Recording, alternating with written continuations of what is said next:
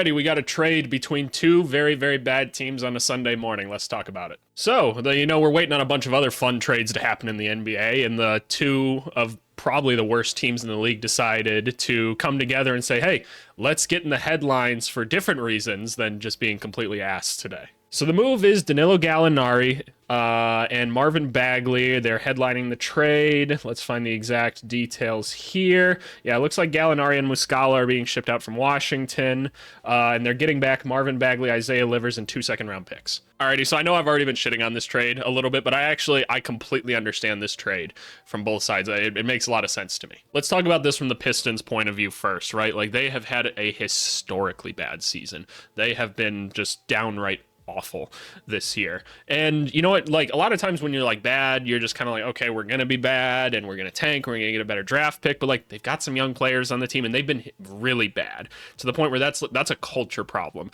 at this point. So I like this idea of bringing in more vets to this team. I like Gallinari, I like Muscala as like dudes. They've been around the league for a while. Both of them are capable shooters. I'm going to ask you guys to ignore their 3-point percentages for this season. They haven't been very good this year, but they're on such a crappy team in Washington where nobody knew what the hell was going on anyway.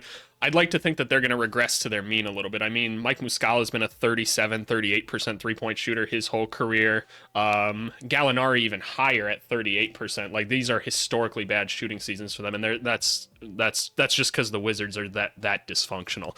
I like the idea of bringing these guys in as vets and everything, putting them on the team. They don't necessarily need more forwards. They probably just need to play different forwards. I'd play both of these guys. Just put them on the court. Just have capable NBA players out there. You're still not going to win a lot of games with these guys, but you're changing something up, right? Like, you have all this bad stuff happening all the time if you're Detroit.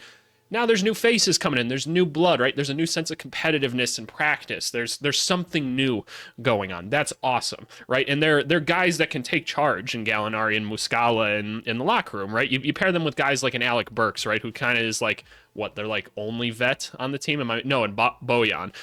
So now you got a couple more vets on the team. That's awesome. Gallinari can also stop playing the center. He's been playing a ton of center for teams recently. They actually have him playing center a lot recently. Oh yeah, those OKC teams didn't have any bigs either. Put Gallinari back at the 4 and everything. Muscala can play a little bit of backup 5 for you. Please just start Jalen Duren.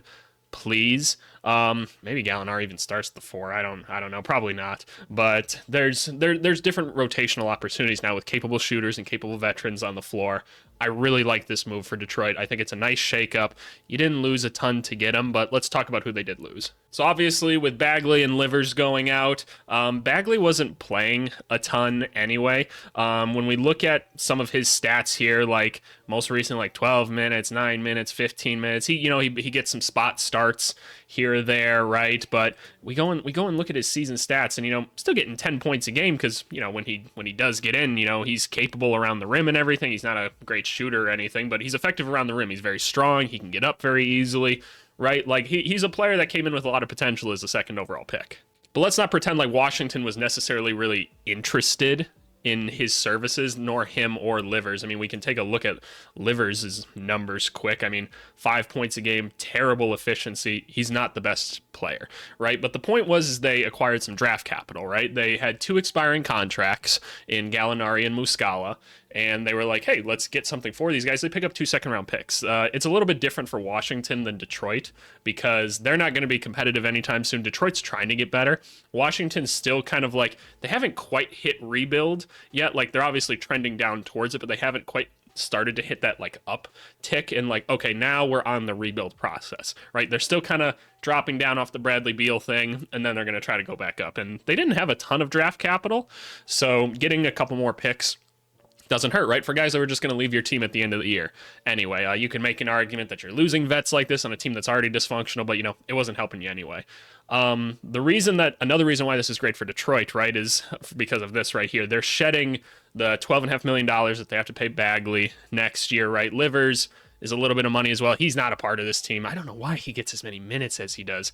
I just don't understand it. Him and Killian Hayes, man, you can't play those dudes. They're not any good. But you've shed that salary. Now, you had to pay 2 second-round picks to do it, but you got enough young dudes anyway. You're going to get another good draft pick soon. Like, who cares, right? You don't need those second round picks. Get off the money so you can bring in some better talent around Cade Cunningham, because I feel so bad for him. If you're Washington, though, I'd be shocked if Livers found his way onto the court again, but I'm guessing Bagley probably gets some backup center minutes behind, like, Daniel Gafford, right? Like, why not, right? I mean, you're going to be paying him $12.5 million, and he's still a younger dude. How old is Marvin Bagley at this point? He's only 24.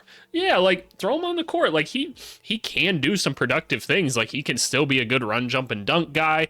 He's effective with the ball. He's got solid ball handling for his position and everything. Like, can block some shots. Like, he's just a good, big, strong athlete. Throw him out there. See what happens. Maybe you find that you've got a quality backup center. So I think how we should look at this trade is Detroit is trying to boost themselves up just a little bit, trying to shake things up, bring the veterans in, shed a little bit of money at the same time. A-plus trade for Detroit, in my opinion. A-plus trade. I love it. It's not going to translate to a ton of wins, but this was a smart move. And if you're Washington, you acquired some draft capital for stuff that you weren't going to be using anyway.